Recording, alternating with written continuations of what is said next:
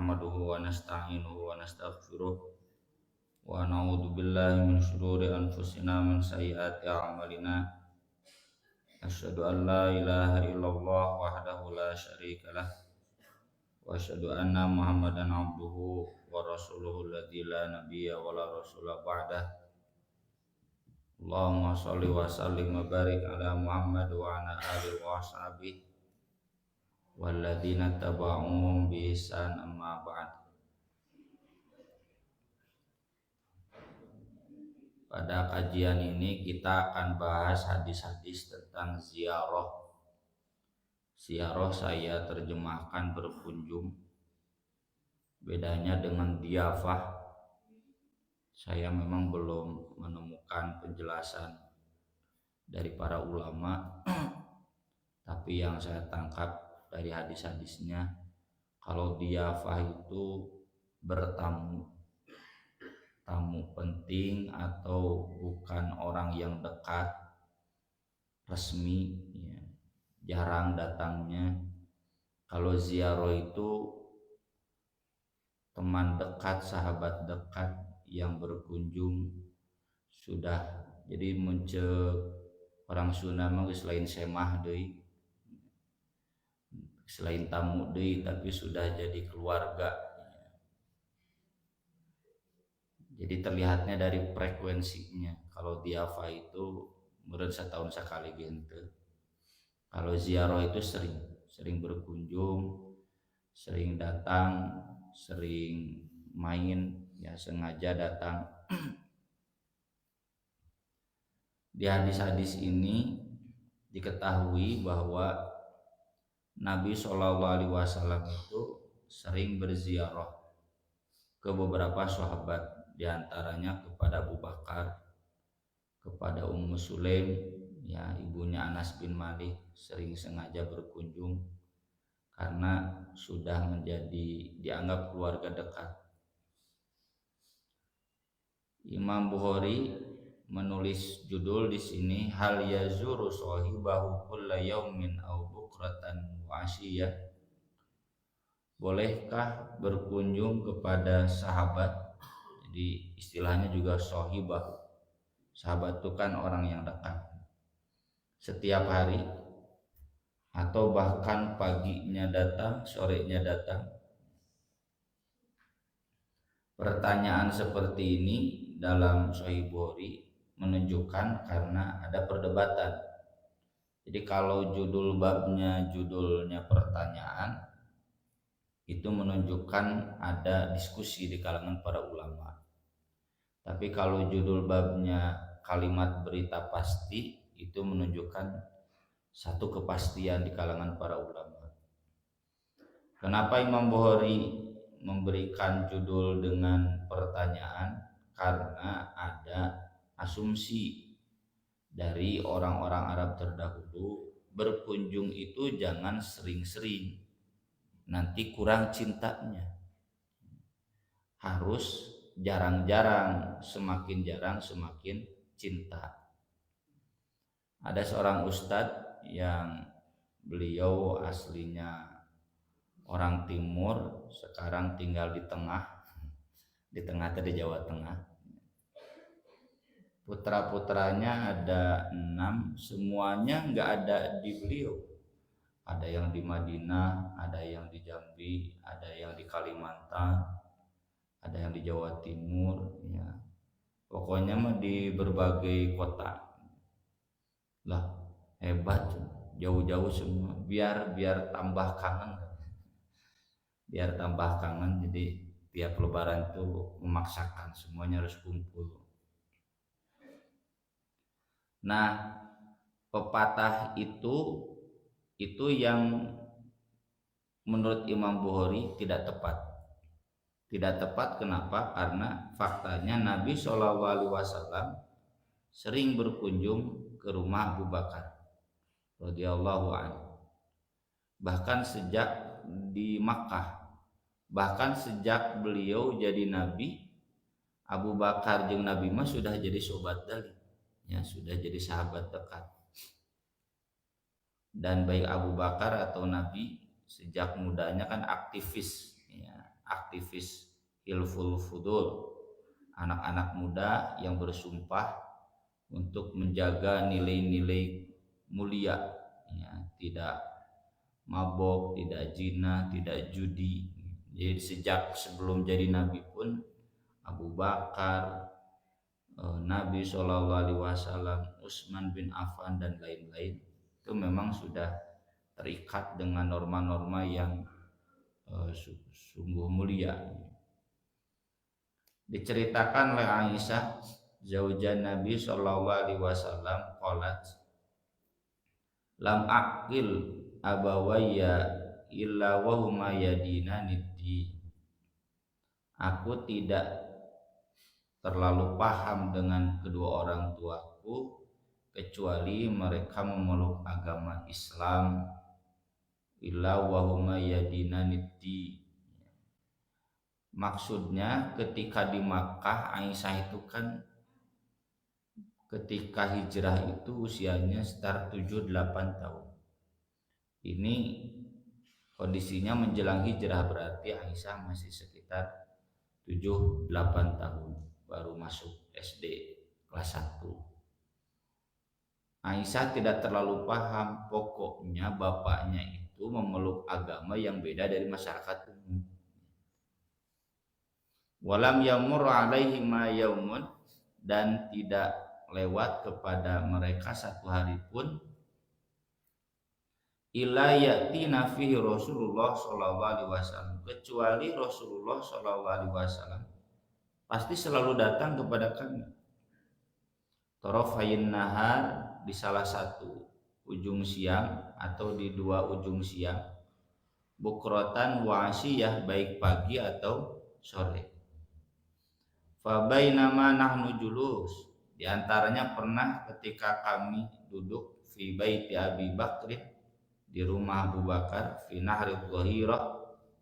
Nahrun itu arti asalnya dada ya, atau leher. Dhahira siang hari, maksudnya tengah hari. Qala qailun, ada seseorang berkata dari keluarga Abu Bakar, hadza Rasulullah sallallahu alaihi wasallam, ini ada Rasulullah Shallallahu Alaihi Wasallam fi sa'atin, dalam satu waktu, lam yakun yatina fiha, beliau tidak pernah datang kepada kami pada waktu itu. Maksudnya kan biasanya kalau tidak pagi sore, ini mah siang bolong datang, aya naon, ya, berarti ada sesuatu. Tara-tara, jarang-jarang, biasanya kalau tidak pagi datangnya sore, ini mah datang tengah siang. Qala Abu Bakrin, kata Abu Bakar, ma jabi fi hadhihi sa'ah illa amrun, beliau tidak datang pada saat seperti ini melainkan ada sesuatu yang penting. Betul saja, qala, kata Nabi, ini qad udhina li bil khuruj, saya sudah diizinkan untuk keluar, untuk hijrah ke Madinah. Di Buletin At-Taubah saya pernah bahas hadis ini yang panjang lebarnya, dan saya uraikan juga di bawah ya. Ini dari hadis yang panjangnya, kata Aisyah, saya tidak terlalu paham dulu ketika masih kecil, pokoknya bapak saya, ibu saya memeluk agama yang berbeda dari agama penduduk lainnya, sampai bapak saya dilarang oleh kaum Quraisy untuk datang ke Masjidil Haram. Kenapa? Karena bacaan Abu Bakar itu memikat ibu-ibu dan anak-anak. Pernah saya tulis judulnya sekitar pendidikan zaman Nabi, dan ternyata di zaman Nabi itu yang mudah terpikat oleh Al-Quran itu ibu-ibu dan anak-anak. Sampai sekarang pun demikian ya. Mau ngaji Quran, dah bapak-bapak mah hararese. Gara rengsi bapak-bapak, keur teu bisa teh gengsi.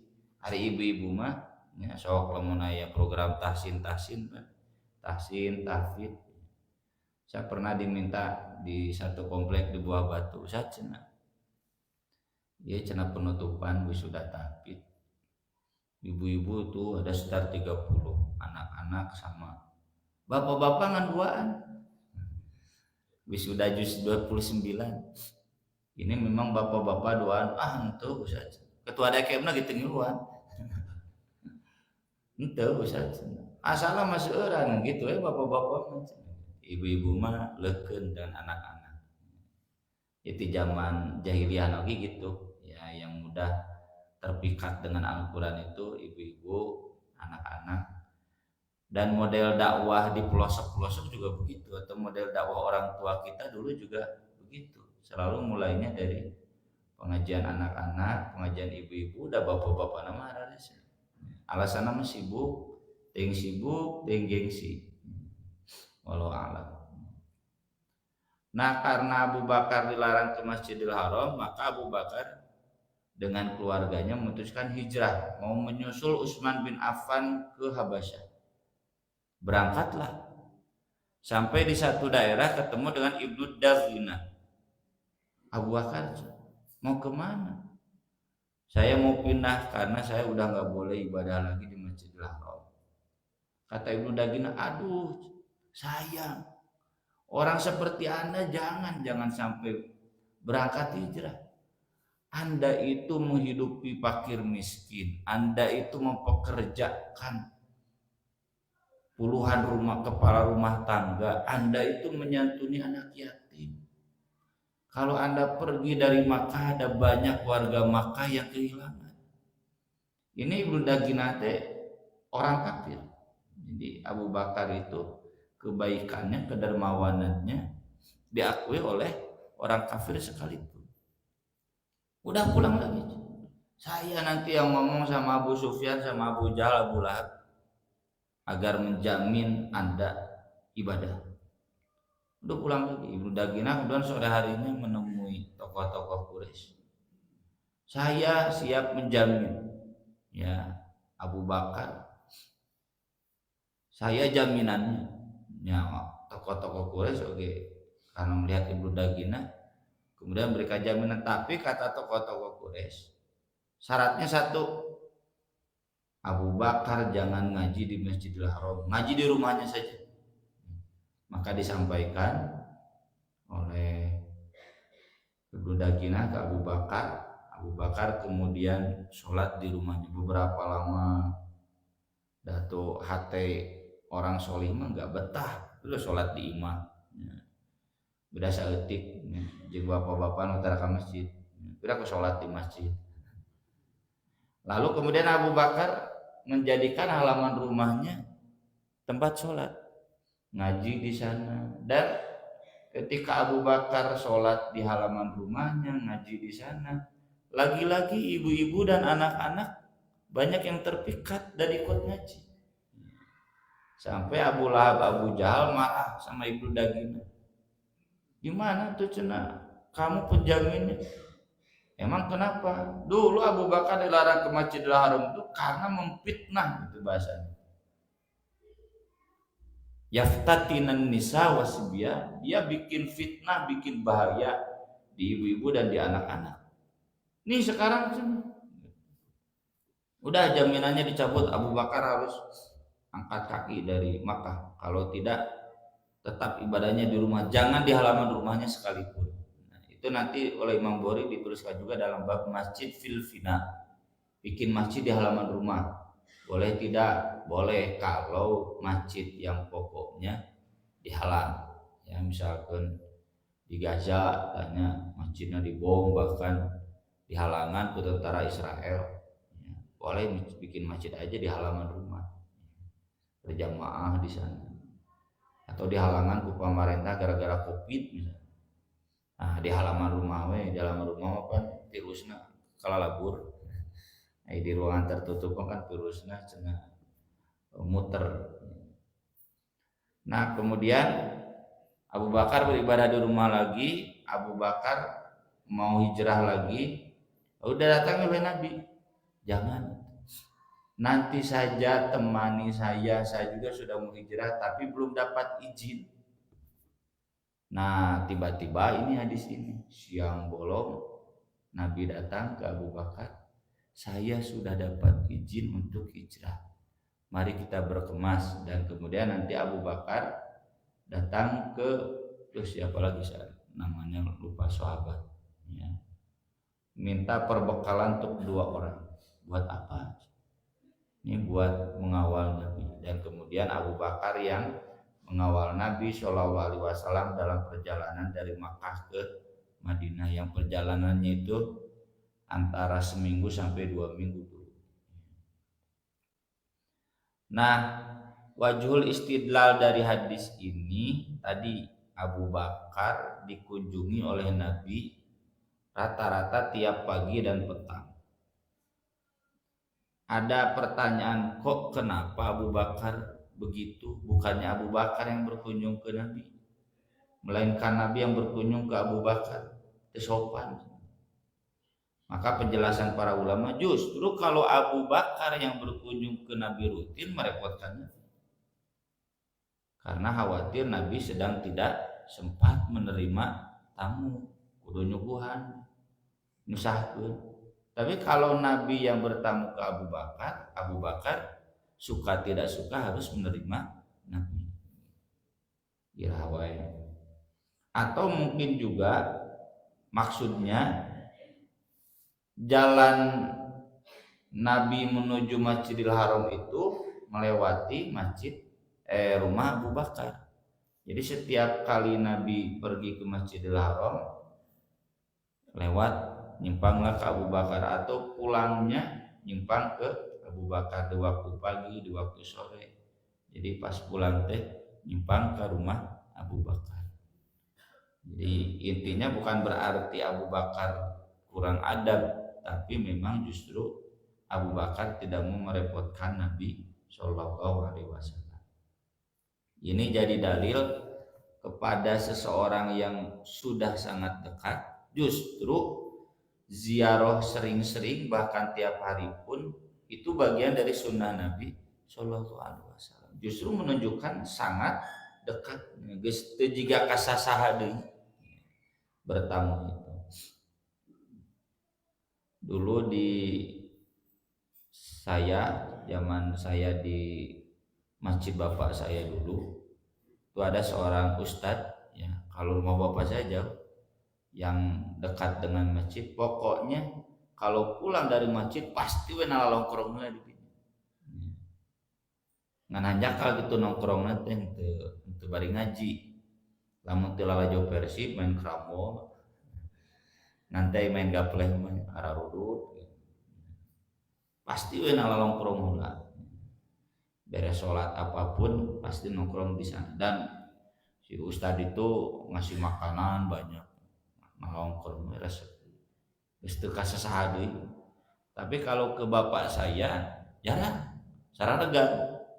Tapi kalau ke ustad itu karena sudah terasa dekat, pemuda itu remaja masjid pasti bahkan ada yang ikut tidur gitu di rumah gitu. Jadi siga kasasaha. Nah yang seperti itu boleh, bahkan bagian dari sunnah Nabi Shallallahu Alaihi Wasallam. Berikutnya ditegaskan lagi dalam bab az-ziyarah, wa man zara qauman, termasuk berkunjung ke satu kaum, fatahima indahum, lalu makan di rumah mereka.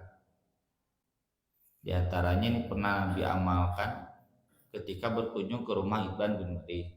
Ya, hadisnya dulu pernah kita bahas di kajian subuh oleh saya. Nabi juga pernah berkunjung ke rumah Ummu Sulaim, lalu disuguhi makan. Jadi maksudnya boleh berkunjung ke satu kaum, lalu kemudian si kaum itu, si tuan rumah itu sengaja membuatkan makanan untuk yang berkunjung, boleh. Bahkan memang seperti itu adabnya. Demikian juga wazaro Salman Abad Darda fi ahdin Nabi sallallahu alaihi wasallam fa'akala indah.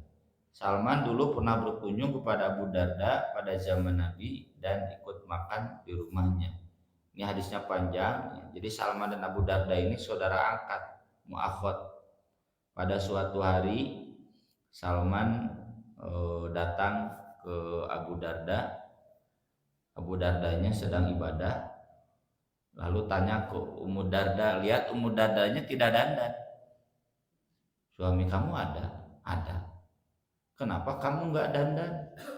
Jadi sahabat itu aneh kalau lihat seorang ibu-ibu ada suaminya tapi tidak dandan. Ari mah justru aneh. Ibu-ibu di rumah dandan sih gak kamana wae. Ibu-ibu teh dandan teh lamun mau kepergian, kaundangan. Jadi dandan itu untuk orang lain bukan untuk suami. Kalau sahabat aneh, kenapa ada suami di rumah kamu gak dandan? Penampilannya biasa saja, merecan mandi, cantik make up. Jawaban istrinya, saudara kamu itu gak butuh dunia. Apa maksud gak butuh dunia itu? Setiap hari sahur, setiap malam sholat. Sok dek irahan noel pamajikan itu butuh dandan oke. Tiburang puasa, tiputi sholat semalam suntuk. Maka kemudian Abu Darda bertamu, Salman bertamu, disuguhi Abu Darda. Kata Salman, saya tidak akan makan ini sebelum kamu buka. Kata Abu Darda, saya sahur, ya buka. Kalau kamu buka, saya baru makan. Kalau kamu nggak buka, saya nggak bakalan buka. Kepaksa Abu Darda teh sahur. Terus Salman nginep di rumah Abu Darda. Bada Isya, Abu Darda mau sholat, dibanyain nggak tong sholat we, carek. Tengah malam bangun mau sholat, dibanyain ku Salman. Tong sholat, carek. Nah baru sepertiga malam, ya dini hari, Salman bangun, Abu Darda bangun, ayo, nah sekarang sholat. Sampai kemudian Abu Darda subuhnya datang ke Nabi, curhat dicarek saum yang dicarek sholat tahajud. Ya, jadi sahabat mah nyeri hati gara-gara dicarek sholat, jadi carek saum. Orang mah nyeri hati teh sebaliknya. Antara dipaksa sholat tahajud, ya, sajus deh, yang dipaksa kudu saum. Sahabat mah nyeri hati teh sebaliknya. Ternyata kata Nabi, sodako Salman benar.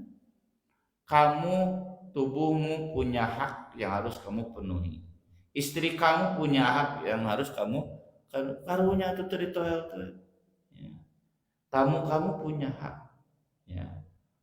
Berikan kepada setiap yang punya hak-haknya. Inna li jasadika 'alaika haqqan wa inna li zaujika 'alaika haqqan wa inna li zaurika 'alaika haqqan fa'tu kulladzi haqqin haqqahu. Itu hadisnya terkenal. Dan itu menunjukkan kedekatan, ya, makan, tidur. Dan dalam hadis Nabi SAW pun banyak, ya, yang menganjurkan kita sering-sering berkunjung ke saudara kita. Man 'ada maridon aw zara akhan lahu fillah. Siapa yang menjenguk orang sakit atau berkunjung ke saudaranya fillah karena Allah, nadahu munadin, maka akan ada penyeru yang menyeru malaikat, tibta wa taba mamsyak, kamu sungguh baik dan baik juga langkah kakimu, wa tabawwa'ta minal jannati manzilan, dan kamu akan menempati satu tempat di surga. Ini memang penyakit saya bab ngalongok hese karena jadwal yang padat sampai ngangkat staf khusus buat ngalongok, staf humas khusus bagian ngalongok, ya, perwakilan pesantren. Tapi kalau ada waktu luang kayak Sabtu sore yang minggu lalu, saya tanya tuh, anu gering tuh, kayak cenah usah orang cek lah, ayah cenah usah di Padalarang, sekarang saya mau ke sana. Ayo cek, konon saya kan mobil. Diajak, saya sendiri yang jadi supirnya, sampai orang tua juga, oh lu cuma niku usaha juga bayar. Udah jarang-jarang gitu. Seseringnya ada staf khusus, tuh dah kamu usum gering bu, nya sekali sakit 10 orang udah longo kabeh, wah gitu. Termasuk kalau ada acara hari Minggu itu sangat susah yang kita mendatanginya karena padatnya kegiatan. Nah buat bapak ibu yang ada waktu luang, yang udah pensiun misalkan, sempat-sempatkanlah banyak berkunjung, karena itu sama dengan menempati tempat atau jalan menuju surga. Jadi harus ada kebahagiaan dalam berkunjung, dalam bertamu, menjenguk yang sakit. Jadi lamun aya nu sakit teh kudu atoh bapak teh, atau lain batur kulantaran sedih ya, atau karena ada peluang jalan menuju surga. Haqqat mahabbati lil mutazawwirina fiyya, cintaku pasti akan diberikan kepada dua orang yang saling berkunjung karena aku. Betul-betul karena cinta, lain berkunjung teh kulantaran hayang dibere kan gitu. Datang teh ngahaja we, jeung lila teu balik-balik can dibere mah. Man zara'a qaul mu'min khada fir rahmah hatta yarja. Siapa yang berkunjung kepada saudaranya yang mukmin, maka ia telah masuk dalam rahmat hingga ia pulang. Jadi ada banyak hadis. Berikutnya dari Anas bin Malik radhiyallahu anhu,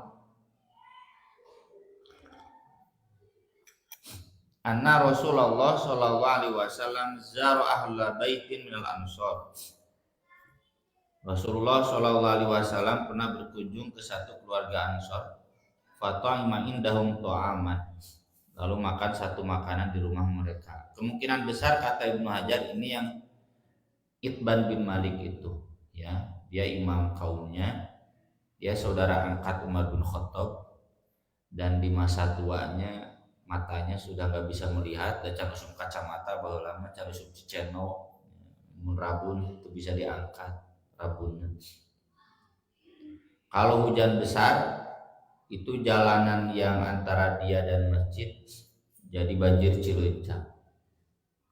Dia minta izin ke Nabi kalau hujan besar tidak sholat di masjid, mau sholat di rumahnya, dan rumahnya itu nanti dijadikan musola, tapi tempat sholat yang dijadikan musola itu ingin disolati dulu oleh Nabi Shallallahu Alaihi Wasallam. Jadi dalil, jadi bapak-bapak boleh tidak sholat ke masjid itu kahiji minta izin heula. Mun teu minta izin bisa jadi tuhmah. Wah, tukang masjid aya Persib. Gara-gara Persib tukang masjid lu jadi tuhmah. Padahal bukan karena ada Persib, beneran tergerik pas aya Persib, alhamdulillah. Jadi bisa lalajo Persib full. Jadi minta izin dulu. Yang kedua, karena hujan pun banjir cileunca, pun karena matanya sudah buta. Tuh di kota Mas dina hujan lagi aya payung, da di Arab mau payung, sogera ibu bapak ke Arab ke Mesir. Neangan tukang payung, tukang jas hujan moal aya. Teu payung. Justru hujan teh atau hujanan. Nabi sendiri kan kalau ada hujan tuh sampai dibuka bajunya, ya ada hadisnya tuh Sahih Bukhari. Makanya anak saya ya hujan teh atoh kan kelas TK, hujan langsung dibuka baju teh bulu, cenah hujan-hujanan sih, baik sunnah. Orang Arab juga begitu dulu. Jadi kalau ada hujan banjir cileunca buta. Hari di kota Mas mah ya hujan ya payung, moal banjir cileunca. Kecuali kalau sudah buta mata hatinya, cenempung aya hujan. Jadi ke masjid. Lalu Nabi berkunjung ke rumah Itban, dan Itban sengaja menyediakan makanan untuk Nabi. Jadi berkunjung lalu ikut makan, ya, itu diperbolehkan. Falamma arada an yakhruja amara bimakanin minal bait. Ketika beliau ingin keluar, Nabi memerintahkan mana tempat dari rumah itu yang mau beliau sholati. Famu dihalahu ala bisaq, lalu dibersihkan hamparan untuknya. Fasalla alaihi wa da'a lahum, lalu sholat dan mendoakan mereka. Atau mungkin juga kata Ibnu Hajar ini Ummu Sulaim.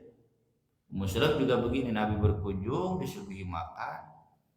Pernah di satu waktu Nabi menolak karena Nabi sedang sahur. Di waktu yang lain Nabi ikut makan. Beres makan dan yang sedang sahur pun kita sholat saja di sini. Udah sholat kemudian Nabi berdoa dan Ummu Sulaim minta doa khusus buat Anas bin Malik. Lalu Nabi mendoakan Anas, Allahumma akfir malahu wa waladahu wa atil umrahu waghfir dzanbahu. Ya Allah, banyakkan hartanya, banyakkan anaknya, panjangkan umurnya, dan ampuni dosanya. Nah, itu doa mujarab dunia akhirat. Berikutnya, bagi kita yang dikunjungi, ya, maka disunnahkan kita berdandan, ya, untuk tamu itu. Jadi kalau tadi saya singgung ibu-ibu berdandan kalau ada tamu atau dek namu, udah bener.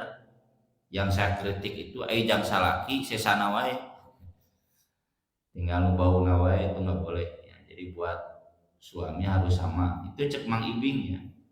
Saya ngabandungan pidato Mang Ibing di supir saya yang dulu resep nyetel Mang Ibing. Tak cenah ibu-ibu, dan nanti jam batur we cenah jang salaki. Yang salaki mah cenah bawa awakna we sesana. Itu rawahu Mang Ibing. Meskipun ya bukan berarti harus memaksakan diri. Nah, ini beda dengan diafa. Kalau diafa kita harus memaksakan diri di hari pertama, hari kedua, hari ketiga biasa-biasa, hari keempat tidak ngasih makan pun nggak jadi dosa. Kalau ziarah ala kadarnya saja, karena ada hadis yang lain, ya, ini ada beberapa sahabat Nabi yang berkunjung ke rumah Jabir. Dakhala ala Jabir nafarun min ashabin Nabi sallallahu alaihi wasallam.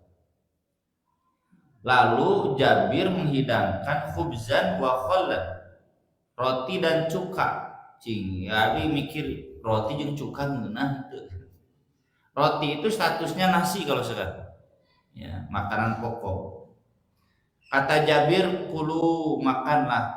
Fa inni sami'tu Rasulullah sallallahu alaihi wasallam yaqul ni'mal idam al-khallu, sebaik-baiknya lauk pauk deungeuna gitu kalau kata orang Sunda. Halus-halusna deungeuna cuka.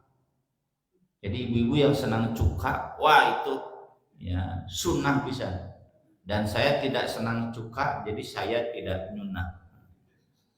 Meski nanti ada dua pemahaman. Pertama, karena saat itu Nabi mau makan, kata istrinya nggak ada, cuma ada cuka. Ya udah cuka aja. Cuka itu lauk pauk terbaik. Maksudnya Nabi menghibur istrinya. Jadi jangan kemudian merasa minder. Ya. Nabi itu selalu respect dengan makanan apapun yang diberikan oleh istrinya. Semalam saya memang bilang ke istri saya, rapat di piada nepikeun ka magrib. Cenah teu masak, biasa di ka magrib masih bapak makan di itu atau mau nasi bungkus yang konsumsi. Ternyata saya pulang tidak bawa apapun dan belum makan menjelang magrib lagi. Nah, apa cenah biasa mau nasi bungkus? Duitna geura hujan cek bagian konsumsi, duitna cenah usah. Jadi semua peserta rapat cuma dikasih uang makannya saja. Cete betul samuna ngerin duitna. Makanya ibu tuh masak lah, masak enau gue. Sebaik-baiknya deungeuna enau. Sak enau gue jeung kerupuk, enau sing lada, calon nikmat. Itu kan menu makanan kita ketika kecil begitu. Nu urang mah meureun lain cuka punya naon sangu diuyahan. Di bulan-bulan, nah itu makanan paling enak dulu. Ketika kecil malas makan, ibu kita sangu di uyahan perulukeun di bulan-bulan, nah itu asa ngopi gitu. Jadi sebaik-baiknya lauk pauk uyah. Ya, mata kayak istilah asa teu uyahan. Ya, asa teu uyahan dan itu enak. Atau ada juga yang memahaminya memang ini wahyu. Jadi makanan yang paling Nabi senangi itu cuka. Ibu-ibu resep cuka eta teh nyunah Nabi. Terserah itu madzhabana, cuma Kalau saya lebih memilih madzhab yang pertama tadi, karena saya nggak senang cuka. Jadi konteks Nabi itu menghibur istrinya. Jadi jangan merasa minder, merasa bersalah, merasa berdosa gara-gara dengan ayah cuka muten naon ka dieu. Rotina cukaan. Roti itu kan kalau sekarang nasi. Ya, ibaratnya tadi saya gambarkan sangu uyahan perlukan uyah enak. Innahu halakun birrajul an yadkhula ilaihi nafar min ikhwani fayahtaqiru ma fi baitihi an yuqaddimahu ilaihi. Sungguh kebinasaan bagi seseorang ketika beberapa orang saudaranya berkunjung lalu ia merasa hina dengan apa yang ada di rumahnya untuk didatang kepada mereka. Jadi bapak-bapak, ibu-ibu lamun keanjangan ku abdi tong minder naon nu aya sok kaluarkeun. Daging kalau luarkeun tina kulkas. Maksud saya apapun adanya. Cenah aya ge bala-bala restan kamari bae sok. Tong minder justru jadi dosa ketika kita tidak menyuguhi apapun. Ngan aya ceherang cenah TGM bae TGM. Ngan alus namanya panaskeun ulah terus gula bodasan. Make enteh. Wahalakun bil qaumi an yahtaqiru ma quddimalihim, dan kebinasaan bagi satu kaum ketika mereka merasa hina dengan apa yang dihidangkan kepada mereka. Jadi tamu jangan merasa hina. Kieu cenah nyuguhan. Nah, itu dosa. Tamu yang mencibir apa yang disuguhkan. Ya pengalaman kami nya orang kota lamun ka lembur. Pan susuguhan teh nya di lembur mah naon tah? Opak. Hajat teh cacakan hajat. Opak gitu ya lah. Naon deui? Peuyeul. Nah karena itu ranginan jangan menghajatan kieu teman nyari tak itu doraka wayana ada di lembur mah kieu nu kieu teh geus istimewa jeung urang balik teh di bahanan berat lieur meakeun oge ya itu orang lembur begitu ya. Jadi memang adatnya begitu, sebagai tuan rumah saya aya pastikan orang sebagai tamu saya aya tarima, jangan kemudian dikomen. Kadang istri saya begitu, saya pulang ke lemburnya mau disebut lah lembur nama mana cenah kararius nu kieu mah loba cenah di pasar oge teu meunang doraka nyarita kitu pang-pang nama abdi nu ripuh mawana. Hadisnya ro'a Umaru ala rajulin hullatan istabrak. Umar pernah melihat seseorang memiliki baju setelan dari sutra tebal. Fata bihan Nabi sallallahu alaihi wasallam. Dia lalu datang kepada Nabi sallallahu alaihi wasallam sambil bawa baju itu. Jadi merinku Umar dibeli, dibawa ke Nabi mau ngasih hadiah. Ya Rasulullah, Rasul istari hadi falbasha liwafdin nas. Rasul belilah baju ini pakai untuk menerima tamu, kan Rasul banyak tamu dari luar negeri. Berapa tamu nak halus bajuna, Rasul bajuna ini sederhana, Rasul pakai. Idza qadimu alaik, apabila mereka datang kepada Anda. Ternyata komentar Nabi innama yalbasul harir man la khalaqa lahu. Yang pakai sutra itu orang yang nanti nggak dapat bagian apa-apa di surga. Ruas umat boros juga Nabi atau maksudnya bapak-bapak itu haram pakai sutra dan juga emas karena itu perhiasan khusus ibu-ibu. Jadi kalau bapak-bapak pakai itu statusnya sama seperti bapak pakai rok ya, bapak pakai tiung haram. Kan laki tidak boleh berpenampilan seperti perempuan juga sebaliknya. Temenang, yang ibu-ibu nggak boleh, karena itu pakaian ibu-ibu. Summa inna Nabi sallallahu alaihi wasallam ba'atha ilaihi bihulatin. Kemudian selang beberapa hari, justru Nabi ngirim baju sutra itu kepada Umar. Fa'ata bihan Nabi sallallahu alaihi wasallam. Atau Umar datang. Maksudnya Nabi dapat ghanimah banyak baju sutra, dibagi-bagi. Di antaranya dibagikan ke Umar. Umar datang ke Nabi. Ba'atha ilayya bihadi, kenapa cenah Anda mengirimkan ini buat saya? Wa qad qulta fi mithliha ma qulta. Kan kemarin kata Nabi haram. Kata Nabi, innama ba'attu ilaika litusiba biha malan. Saya kirim kepada kamu bukan untuk kamu pakai, tapi untuk dijual. Jadi kamu punya uang. Ini lebar baju halus. Pertanyaannya, boleh tidak menjual barang haram? Jawabannya ya haram. Tapi kan haram itu kalau dijualnya kepada yang haram. Kalau dijualnya kepada yang halal, halal. Jadi sutra itu kan haram buat laki-laki. Jadi jangan dijual ke laki-laki. Boleh dijual ke laki-laki untuk istrinya. Jadi dikasih catatan. Ya. Ini boleh sok bapak beli, tapi buat istri bapak. Nggak boleh buat bapak mah.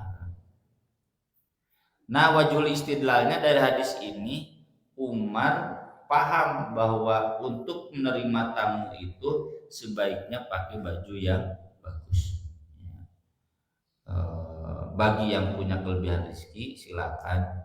Bagi yang tidak punya kelebihan rezeki, ya yang terbagus yang ada, atau maksa-maksa gede. Kalau tidak ngadaguannya juga Umar we. Nanu juga Umar di jamaah nu ngarti merek gitu. Tong usulna we unggul usah cenah teh naon cenah pe belang hejo tong mau unggul. Jadi itu jangan hanya nyebutkan saja kieu ustaz kan tidak semua ya, tidak semua berkemampuan. Sekian yang bisa kita bahas pada hari ini, mudah-mudahan bermanfaat.